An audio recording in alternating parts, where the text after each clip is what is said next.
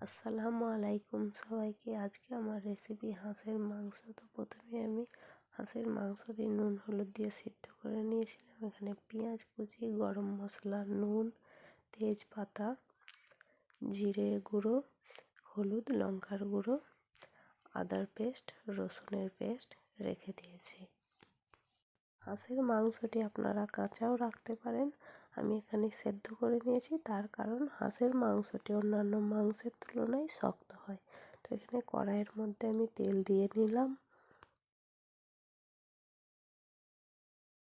তেলের মধ্যে এবার আমরা পেঁয়াজের কুচিটা ঢেলে দেব। এরপর এর মধ্যে নুন দিয়ে দেব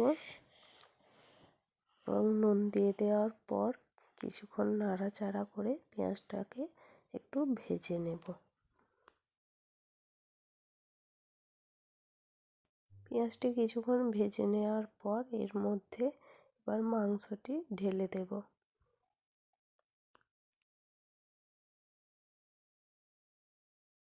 এবার এর মধ্যে লঙ্কা, হলুদ, জিরের গুঁড়োটি ঢেলে দেব এবং আরও কিছুক্ষণ নাড়তে থাকব।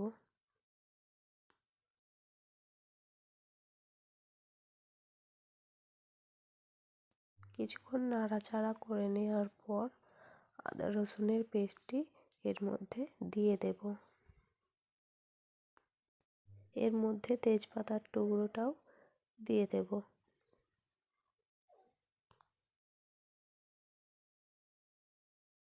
বেশ কিছুক্ষণ নাড়াচাড়া করে নেওয়ার পর এর মধ্যে জল দিয়ে দেব।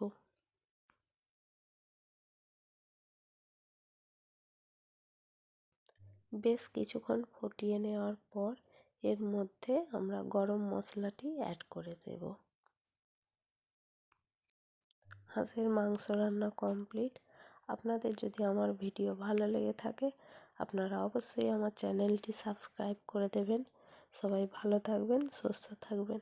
আল্লাহ হাফেজ।